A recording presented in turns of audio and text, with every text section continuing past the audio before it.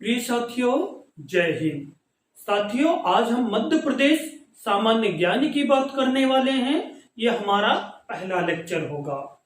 प्रिय साथियों, मैं आपको ये बताना चाहूंगा कि मध्य प्रदेश विभिन्न प्रतियोगी परीक्षाओं की दृष्टि से बहुत ही ज्यादा इंपॉर्टेंस रखता है। साथियों, चाहे हम एमपीपीएससी की बात करें, मध्य प्रदेश पुलिस भर्ती की बात करें, सब इंस्पेक्टर भर्ती की बात करें, स्टेट इंजीनियरिंग सर्विस हो, या हमारा जो अभी सेट का एग्जाम होना है, इसके अलावा अन्य जो भी हमारे मध्य प्रदेश कर्मचारी चयन मंडल द्वारा जो एग्जाम आयोजित होते हैं, चाहे वो ग्रुप 2 के हो या पटवारी के हो, फॉरेस्ट को हो, उन सभी की दृष्टि से मध्य प्रदेश बहुत ही महत्वपूर्ण स्थान रखता है। इसलिए साथियों, आपको मध्य प्रदेश का बहुत अच्छा जो है नॉलेज होना बहुत जरूरी है। ठीक है साथियों, तो आज जरा देखिए, आज हम मध्य प्रदेश की जब बात करते हैं, इससे पहले साथियों आप जल्दी से जो है हमारे चैनल पे यदि नए हैं तो आप चैनल को सब्सक्राइब कीजिए, अपने दोस्तों तक शेयर कीजिए ताकि उनको भी काफी इंपॉर्टेंट जानकारी मिल सके। प्रिय साथियों, मध्य प्रदेश, सबसे पहले तो आप देखिए जो हमारा मध्य प्रदेश है, इसको हृदय प्रदेश भी कहा जाता है। ठीक है, थोड़ा सा हम मध्य प्रदेश की पृष्ठभूमि देखते हैं। आप जो मध्य प्रदेश की बात कर रहे हो, मध्य प्रदेश को नदियों और सभ्यता का पालना भी कहा जाता है। क्यों? क्योंकि प्राचीन काल में यदि हम देखें साथियों, तो यहाँ पे मानव के अवशेष, मानव कंकाल और मानव अवशेष भी मिले हैं नर्मदा घाटी में। दूसरी बात साथियों, मध्य प्रदेश आप देखोगे कि पूरे भारत के बीचों बीच में हृदय के समान बसा हुआ है। इसलिए पंडित जवाहरलाल नेहरू जी ने इसका नाम हृदय प्रदेश अर्थात मध्य प्रदेश भी रखा था, जो कि भारत के पहले प्राइम मिनिस्टर थे। साथियों, मध्य प्रदेश वन संपदा की दृष्टि से अत्यंत संपन्न राज्य है, इसलिए मध्य प्रदेश को वन स्टेट भी कहा जाता है। पूरे भारत में सर्वाधिक वनों का जो है क्षेत्रफल की दृष्टि से कहीं विस्तार मिलता है तो वो है हमारा मध्य प्रदेश। साथियों, मध्य प्रदेश की जो कला संस्कृति है, ये विविधता को लिए हुए है, अर्थात यहाँ पर आप देखोगे कि विभिन्न प्रकार की कला मिलेगी। चाहे बुंदेलखंड में जाओ आप, ठीक है, तो बुंदेलखंड में आपको अलग कला संस्कृति मिलेगी, मालवा क्षेत्र में, इसके अलावा निमाड़ क्षेत्र में, बुंदेलखंड, रीवा, पन्ना का जो पठार क्षेत्र है, बघेलखंड क्षेत्र में। तो मध्य प्रदेश में जो है विविध जाति के लोग, विविध संस्कृति के लोग, विविध कला को मानने वाले लोग, विविध भाषाओं का उपयोग करने वाले लोग यहाँ पे मिलेंगे। इसलिए विविधता में एकता के दर्शन आपको मध्य प्रदेश में मिलते ही हैं, और हमारा राष्ट्रीय विविधता में एकता को संजोए हुए हैं। साथियों, इस तरीके से आप देखोगे मध्य प्रदेश में प्राकृतिक पर्यटन स्थल की बात करें या फिर हम ऐतिहासिक पर्यटन स्थल की बात करें, जैसे प्राकृतिक में आप देखोगे कि चाहे हमारे नेशनल पार्क हो, अभयारण्य हो, या हमारे वाटरफॉल हो। यदि हम ऐतिहासिक की बात करें, चाहे हमारा खजुराहो हो, उज्जैन हो, ठीक है, या फिर हमारा ग्वालियर का जिब्राल्टर ऑफ इंडिया हो, ये जो है ऐतिहासिक सांची स्तूप जैसे हमारे यहाँ ऐतिहासिक धरोहर स्थल भी मिलेंगे देखने को आपको। साथियों, मध्य प्रदेश में धार्मिक स्थल भी, ठीक है, उज्जैन महाकालेश्वर आप देखोगे, ठीक है, जैसे ही आप जो है इंदौर जाओगे, गणेश खजराना मंदिर आपको देखने को मिले। तो मध्य प्रदेश जो है विविध संस्कृति, धर्म और प्राकृतिक परिदृश्य को समेटे हुए है। अजब है हमारा मध्य प्रदेश। क्यों अजब है, क्यों गजब है, ये सब देखते हैं। सबसे पहले आप देखिए, अब हम शुरुआत करते हैं। साथियों, जो हमारा मध्य प्रदेश है, ठीक है, हमारे मध्य प्रदेश में कुछ चीजें आपको ध्यान में रखना है टॉपिक वाइज। सबसे पहले हम मध्य प्रदेश के अक्षांशीय विस्तार की बात करेंगे। ठीक है, किसकी बात करेंगे? जो टॉपिक आपको स्क्रीन पे दिखाई दे रहे हैं, मध्य प्रदेश के अक्षांशी विस्तार की बात करेंगे। एक सेकंड, ठीक है। इसके बाद जो है हम बात करेंगे साथियों मध्य प्रदेश के जो है भौगोलिक विस्तार की। मध्य प्रदेश का भौगोलिक विस्तार क्या है? मध्य प्रदेश के पड़ोसी राज्यों की बात करेंगे। मध्य प्रदेश का जो कर्क रेखा किन राज्यों से होकर गुजरती है, फिर हमारी 82.5 डिग्री पूर्वी देशांतर की हम बात करेंगे, ठीक है। तो ये जो हमारे कुछ केंद्रीय बिंदु की बात करेंगे साथियों, ये हमारा पहला चैप्टर होगा, ठीक है। तो सबसे पहले आप देखिए हमारा जो मध्य प्रदेश है, मध्य प्रदेश की जब हम बात करते हैं तो उत्तर में देखिए, उत्तर में आप जब बात करोगे तो आप देखोगे कि उत्तर में आपको क्या दिखेगा, हमारा जो मुरैना डिस्ट्रिक्ट है, ठीक है, ये हमारे उत्तर में स्थित है। दक्षिण में आप बात करोगे तो दक्षिण में बुरहानपुर है, मध्य प्रदेश का सबसे दक्षिणी जिला। अगर मध्य प्रदेश का पूर्वी जिला की बात करें तो आप देखोगे सिंगरौली है। मध्य प्रदेश का पश्चिमी जिला की बात करें तो अलीराजपुर है, क्या है? अलीराजपुर है। अब साथियों ये मध्य प्रदेश के कुछ जिले थे जिनकी उत्तरतम, दक्षिणतम, पूर्वतम और पश्चिमतम जो है सीमा पूछी जाती है आपसे। ये वही मुरैना है जो दुग्ध उत्पादन के लिए जाना जाता है।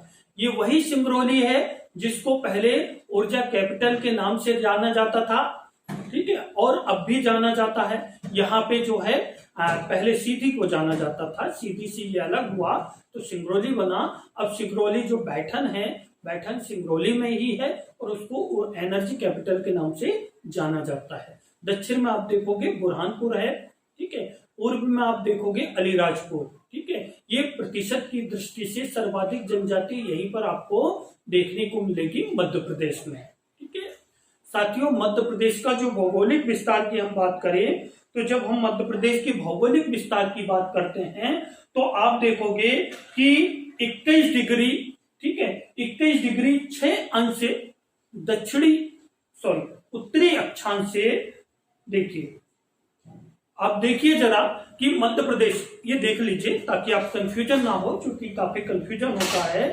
तो 21 डिग्री 6 अंश उत्तरी अक्षांश से, ठीक है, कितना? 26 डिग्री 30 अंश उत्तरी अक्षांश, ठीक है। ये अक्षांश देशांतर क्या होता है ज्योग्राफी में बहुत अच्छे तरीके से हम पढ़ेंगे, ठीक है। तो 21 डिग्री 6 अंश उत्तरी अक्षांश से 26 डिग्री 30 अंश उत्तरी अक्षांश, और इसके अलावा यदि हम बात करें तो 74 डिग्री है ना, कितना? 74, 74 डिग्री 9 अंश उत्तरी पूर्वी देशांतर से 82.5 डिग्री 48 डिग्री जो है 48 डिग्री, क्या? जल्दी से बताइए, क्या? पूर्वी देशांतर है ना, क्या? पूर्वी देशांतर जो है आपको देखने को मिलेगा 42 डिग्री जो है 48 अंश है ना, 48। तो इस तरीके से हमारे मध्य प्रदेश का क्या हुआ है, भौगोलिक विस्तार हुआ है, ठीक है। अब साथियों मध्य प्रदेश के हम इस जो मध्य प्रदेश दिख रहा है, इस मध्य प्रदेश के हम किसकी बात कर रहे हैं? क्षेत्रफल की बात कर रहे हैं। तो जो हमारा पूरा मध्य प्रदेश है, इस मध्य प्रदेश का क्षेत्रफल है 308252 वर्ग किलोमीटर। कितना है? 308252 वर्ग किलोमीटर। और क्षेत्रफल की दृष्टि से मध्य प्रदेश का दूसरा स्थान लगता है। तो पहला स्थान किसका लगता है साथियों? तो आप देखोगे राजस्थान का जो है पहला स्थान लगता है, ठीक है। साथियों आप कहोगे कि कुछ पुस्तक में हमको कितना 308248 वर्ग किलोमीटर मिलता है, ठीक है, तो 45 वर्ग किलोमीटर मिलता है। तो मैं आपको बता देता हूं, दरअसल ये जो छत्तीसगढ़ क्षेत्र है यहाँ पे किरार घाटी पड़ती है, और ये किरार घाटी विवाद था कि भाई इसमें ये मध्य प्रदेश का हिस्सा है या छत्तीसगढ़ का हिस्सा है। तो ये जो किरार घाटी विवाद के बाद मध्य प्रदेश का क्षेत्रफल हो गया है 308252 वर्ग किलोमीटर। इससे पहले मध्य प्रदेश लोक सेवा आयोग भी ये प्रश्न पूछ चुका है ना, ध्यान रखिएगा। तो ये था हमारा विस्तार, ठीक है। अब देखिए मध्य प्रदेश में जो है, मध्य प्रदेश की सीमा की बात करें, जो सीमावर्ती राज्य है, तो मध्य प्रदेश की सीमावर्ती राज्य की जब हम बात करते हैं साथियों, तो आप देखोगे कि यहां पर उत्तर प्रदेश है। क्या है? उत्तर प्रदेश है। आप देखिए उत्तर प्रदेश की सीमा जो है सर्वाधिक जिला से लगती है, अर्थात मध्य प्रदेश के कितने 13 जिला जो है मध्य प्रदेश को जो है स्पर्श करते हैं। कहां के? उत्तर प्रदेश के। ठीक है, ये देखिए साथियों। लेकिन दूसरी चीज, राजस्थान, यदि हम बात करें तो मध्य प्रदेश में जो राजस्थान है, ठीक है, मध्य प्रदेश का जो पड़ोसी राज्य है राजस्थान, सर्वाधिक सीमा जो है अगर मध्य प्रदेश को स्पर्श करती है तो वो है राजस्थान की। कंफ्यूजन बिल्कुल नहीं होना है साथियों। आपको उत्तर प्रदेश भी मिलता होगा, लेकिन मैं आपको बता दूं, अभी इससे पहले हमारा जो है व्यापम ने एक एग्जाम लिया था डेयरी फेडरेशन का, उसमें स्पष्ट रूप से उसने आंसर दिया है क्या? राजस्थान। राजस्थान के 10 डिस्ट्रिक्ट जो है लगते हैं। ठीक है, तो उत्तर प्रदेश हो गया, राजस्थान हो गया। ठीक है, इधर हम आए तो गुजरात, सबसे कम सीमा जो है गुजरात की लगती है, केवल हमारा जो अलीराजपुर है और हमारा जो झाबुआ है, ये 2 डिस्ट्रिक्ट बस स्पर्श करते हैं। दक्षिण में हम देखें साथियों तो ये जो विदर्भ क्षेत्र है अर्थात महाराष्ट्र है ना, महाराष्ट्र की सीमा मध्य प्रदेश को स्पर्श करती है। पूर्व में हम देखें साथियों तो ये देखिए मध्य प्रदेश से लगा हुआ है छत्तीसगढ़, तो छत्तीसगढ़ राज्य की सीमा मध्य प्रदेश को स्पर्श करती है। तो इस तरीके से हम कह सकते हैं कि मध्य प्रदेश को 5 राज्यों की सीमा स्पर्श करती है, जिसमें सर्वाधिक राजस्थान की सीमा, सबसे कम गुजरात की सीमा और सर्वाधिक जिलों की सीमा की बात करें तो उत्तर प्रदेश। ठीक है साथियों, आगे चलिए। अब साथियों मध्य प्रदेश जो है, ये मध्य प्रदेश आप जो देख रहे हो, मध्य प्रदेश में वर्तमान में कितने डिस्ट्रिक्ट हो गए हैं? 53। तो हम प्रशासनिक व्यवस्था अलग देखेंगे, है ना, अभी केवल भौगोलिक क्षेत्र देख रहे हैं। ठीक है, अब देखिए साथियों मध्य प्रदेश को संबोधन क्या दिया गया है। ठीक है, तो जब हम मध्य प्रदेश के संबोधन की बात करते हैं साथियों, तो मध्य प्रदेश को फॉरेस्ट स्टेट भी कहा जाता है। क्यों साथियों? क्योंकि मध्य प्रदेश में सर्वाधिक वन आपको देखने को मिलेंगे। क्षेत्रफल की दृष्टि से पूरे भारत में सर्वाधिक वन हमारे मध्य प्रदेश में। दूसरी हम बात करते हैं साथियों, मध्य प्रदेश को नदियों का मायका कहा जाता है। आप देखोगे कि मध्य प्रदेश से अधिकांश नदियों का उद्गम होता है। ठीक है, मध्य प्रदेश से अधिकांश नदियों का उद्गम होता है, जिसमें चाहे हम नर्मदा की बात करें, जिसे मध्य प्रदेश की जीवन रेखा भी कहा जाता है। ठीक है, नर्मदा, ताप्ती, ठीक है, नर्मदा, ताप्ती, चंबल, ठीक है, कैन, बेतवा, बहुत सारी नदियों का जो है, सोन, बहुत सारी नदियों का उद्गम मध्य प्रदेश से होता है। और ये अधिकांश राज्यों में क्या करती हैं? पेयजल उपलब्ध कराती है, इसलिए या अधिकांश राज्यों में प्रवाहित होती है, इसलिए इसको मध्य प्रदेश को नदियों का मायका भी कहा जाता है। साथियों मध्य प्रदेश को टाइगर स्टेट भी कहा जाता है। क्यों? क्योंकि टाइगर स्टेट, सर्वाधिक टाइगर मध्य प्रदेश में ही देखने को मिलेंगे। इससे पहले कर्नाटक के पास था। मध्य प्रदेश 526 टाइगर के साथ प्रथम स्थान पर है। और इसमें भी बात करें तो हमारा जो कान्हा टाइगर रिजर्व है, वहां पे सर्वाधिक टाइगर आपको देखने को मिलेंगे। साथियों मध्य प्रदेश को चीता स्टेट भी कहा जाता है। अभी आपको पता होगा कि हाल ही में हमारे नामीबिया से और साउथ अफ्रीका से चीते लाए गए थे, और इन चीतों को जो है पालनपुर कूनो अभ्यारण्य में क्या किया गया है? विस्थापित किया गया है। साथियों जो पालनपुर कूनो है, यहाँ पर अभी जो है 8 चीते की मौत हो गई है। इसकी वजह से ये बहुत ज्यादा चर्चा में है। ठीक है, तो चीता स्टेट भी। मध्य प्रदेश को क्या लेपर्ड अर्थात तेंदुआ स्टेट भी कहा जाता है, क्योंकि मध्य प्रदेश में जो है बहुत ज्यादा 3421 तेंदुए हैं। ठीक है, और 3421 तेंदुए के साथ मध्य प्रदेश जो है लेपर्ड स्टेट के नाम से भी जाना जाता है। ठीक है, आगे हम बात करते हैं साथियों, तो मध्य प्रदेश को सोया स्टेट के नाम से भी जाना जाता है। मध्य प्रदेश को सोया स्टेट के नाम से भी जाना जाता है। ठीक है, सोया स्टेट क्यों साथियों? कि मध्य प्रदेश में सर्वाधिक सोयाबीन की फसल का उत्पादन होता है। पूरे भारत में यदि हम बात करें तो लगभग जो है 65% जो सोयाबीन है वो मध्य प्रदेश में उत्पादित होता है। ठीक है साथियों, मध्य प्रदेश को नीम स्टेट भी कहा जाता है। अब नीम स्टेट क्यों साथियों? क्योंकि सर्वाधिक नीम के पौधे जो है मध्य प्रदेश में पाए जाते हैं। और नीम का क्या इंपॉर्टेंस है साथियों? आपको पता होगा, औषधि रूप में भी इसका उपयोग होता है। दूसरी चीज साथियों, ये जो ध्वनि प्रदूषण और वायु प्रदूषण होता है उसको रोकने में नीम की काफी महत्वपूर्ण भूमिका होती है।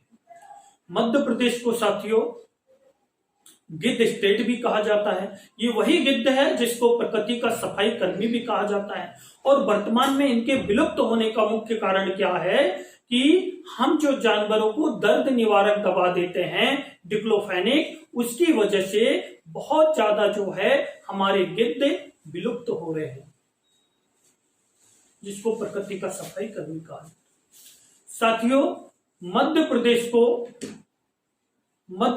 को और किस नाम से जाना जाता है? मध्य प्रदेश को जो है डायमंड स्टेट के नाम से भी जाना जाता है।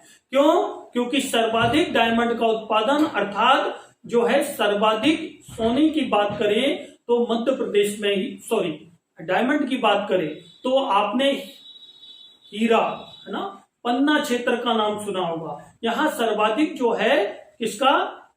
हीरे का उत्पादन होता है। ठीक है, अभी हाल ही में मझगवा जो है खदान आपने नाम सुना होगा, और बक्सवाहा का जंगल जो कि छतरपुर डिस्ट्रिक्ट में है, वहां पे काफी मात्रा में जो है हमको क्या प्राप्त हुए हैं? डायमंड के भंडार प्राप्त हुए हैं। मध्य प्रदेश को कॉपर स्टेट भी कहा जाता है क्योंकि सर्वाधिक कॉपर जो है मालाझंड बालाघाट में उत्पादित होता है। ठीक है, तो इस तरीके से आप देखिए साथियों कि मध्य प्रदेश को कई प्रकार की संज्ञा दी गई है। ठीक है साथियों, अभी आपको पता होगा कि मध्य प्रदेश में कॉर्न फेस्टिवल भी हुआ था छिंदवाड़ा डिस्ट्रिक्ट में। किसके लिए? मक्का उत्पादन के लिए। तो इस तरीके से हमारे मध्य प्रदेश की गाथा की हम बात करें तो मध्य प्रदेश विभिन्न क्षेत्रों में उपलब्धियां हासिल कर रहा है। मध्य प्रदेश की अभी जो है इंदौर जो आर्थिक राजधानी है। ठीक है, अब देखिए मध्य प्रदेश की कई राजधानियां हैं। ठीक है, कैसे? जैसे हम कहते हैं कि मध्य प्रदेश की प्रशासनिक राजधानी तो भोपाल है, लेकिन जब हम बात करते हैं कि मध्य प्रदेश की सांस्कृतिक राजधानी, तो सांस्कृतिक राजधानी की जब हम बात करते हैं तो हमारा जो महाकौशल अर्थात जो जबलपुर क्षेत्र है उसको मध्य प्रदेश की सांस्कृतिक राजधानी कहा जाता है। साथियों, मध्य प्रदेश की जो इंदौर है, इंदौर को आर्थिक राजधानी कहा जाता है। ठीक है, आर्थिक राजधानी कहा जाता है, स्पोर्ट्स राजधानी कहा जाता है। तो इस तरीके से जो है मध्य प्रदेश काफी महत्वपूर्ण स्थान रखता है। चलिए आगे हम देखते हैं साथियों, मध्य प्रदेश में जो है आप ठीक बीचों बीच से आप देखोगे तो मध्य प्रदेश को दो भागों में बांटा गया है, एक उत्तरी मध्य प्रदेश और दूसरा दक्षिणी मध्य प्रदेश। अर्थात 23.5 डिग्री जो उत्तरी अक्षांश है यहां से कर्क रेखा गुजरती है और ये कर्क रेखा मध्य प्रदेश को दो भागों में विभाजित करती है, 23.5 डिग्री उत्तरी अक्षांश।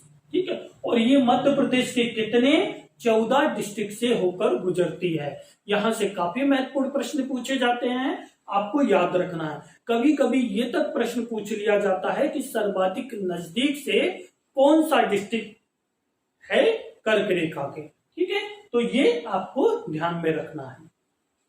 साथियों, ये 82.5 डिग्री पूर्वी देशांतर जिसको हम भारत का मानक समय अर्थात इंडियन स्टैंडर्ड टाइम जोन भी कहते हैं। ठीक है, ये जो है आपको पता होगा भारत का जो मानक समय है वो 82.5 डिग्री पूर्वी देशांतर इलाहाबाद जो है कहां पे? मिर्जापुर यूपी से लिया गया है। ठीक है, तो वहां से लिया गया है ये जो 82.5 डिग्री पूर्वी देशांतर है, ये मध्य प्रदेश के सिंगरौली डिस्ट्रिक्ट से होकर गुजरती है। और ये प्रश्न कई बार पूछा गया है, ठीक है। अभी पीएससी में पूछा गया था कि मध्य प्रदेश की जो 82.5 डिग्री पूर्वी देशांतर रेखा है, मध्य प्रदेश का कौन सा डिस्ट्रिक्ट सर्वाधिक नजदीक है, जिसका आंसर था रीवा।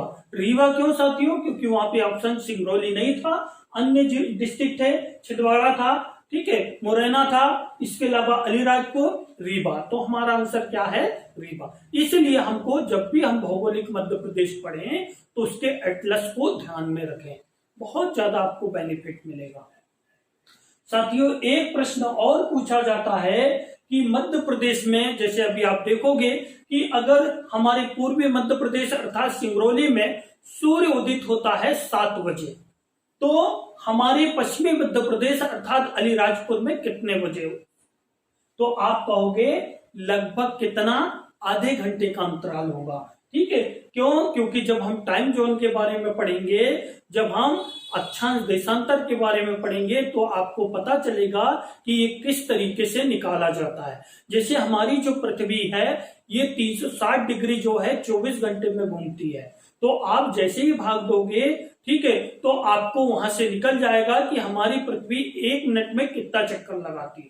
तो उस तरीके से जो है यहां से ये निकलता है, ठीक है। हम चर्चा करेंगे उस विषय पे, ठीक है। तो लगभग आधे घंटे का अंतराल होता है, ठीक है, पूर्वी और पश्चिमी डिस्ट्रिक्ट में, ठीक है, समय का। अच्छा, जल्दी से कमेंट करके बताइए कि किस देश के सर्वाधिक टाइम जोन है। और एक और कमेंट कीजिए कि क्या मध्य प्रदेश में एक से अधिक टाइम जोन होने चाहिए। क्यों? क्योंकि आप देखोगे पूर्वी क्षेत्र में जो है कार्यालय के खुलने का समय और बंद होने का समय अलग होता है, और इधर पश्चिमी में आप देखोगे अलग होता है, क्योंकि आधे घंटे का अंतराल होता है, इसलिए, ठीक है। तो ये चीजें आपने देखा साथियों। तो ये मध्य प्रदेश के कुछ सामान्य परिचय थे, हम नेक्स्ट लेक्चर में देखेंगे। तो आप जल्दी से जो है चैनल को सब्सक्राइब कर दीजिए, अच्छा लगता हो तो लाइक जरूर कीजिएगा और दोस्तों तक शेयर जरूर कीजिए। ओके, थैंक यू, जय हिंद।